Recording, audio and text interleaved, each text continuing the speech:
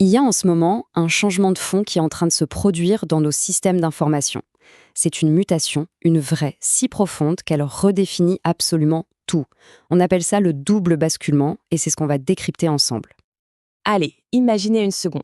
Et si nos systèmes pouvaient se construire et s'adapter, tout seuls? La question a l'air un peu folle, un peu provocatrice, mais en fait, elle est pile au cœur de la transformation qu'on va analyser.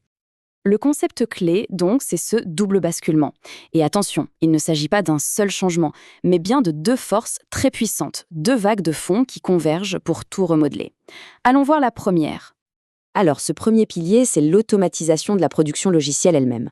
On est en train de quitter un modèle où on code tout à la main pour une approche qui est radicalement nouvelle.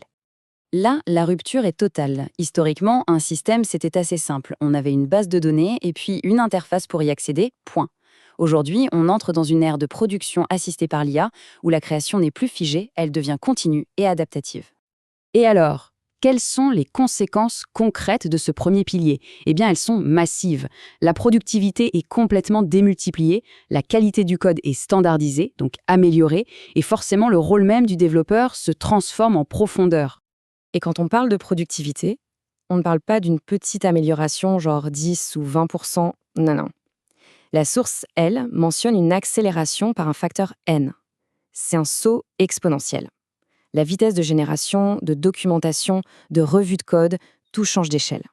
Très concrètement, ça veut dire que le développeur humain n'est plus là pour écrire des lignes de code une par une.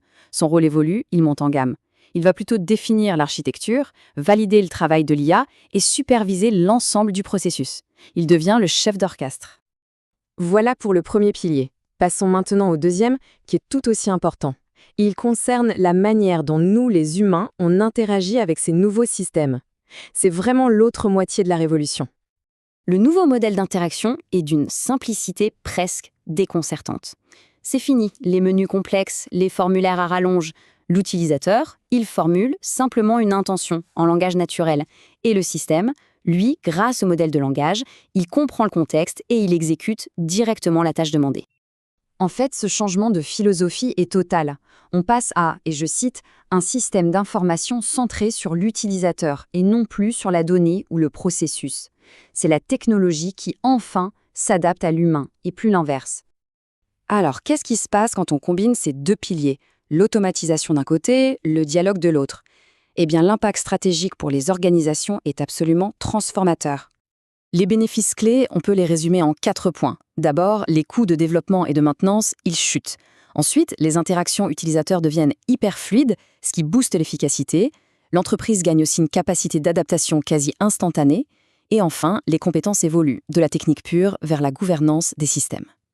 Pour conclure, la convergence de ces deux forces dessine les contours d'un avenir où les systèmes deviennent vraiment adaptatifs, presque vivants. L'équation finale est donc assez simple. D'un côté, on a des agents d'IA qui construisent le système. De l'autre, une interface conversationnelle qui traduit les besoins humains en action. Et le résultat de tout ça, c'est un système qui s'adapte et qui évolue de lui-même. Et cette conclusion, elle ouvre sur une question essentielle.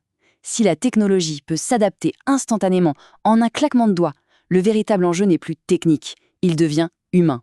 Comment nos stratégies, nos organisations et nos propres rôles vont-ils devoir évoluer? C'est ça le défi fondamental que pose ce double basculement.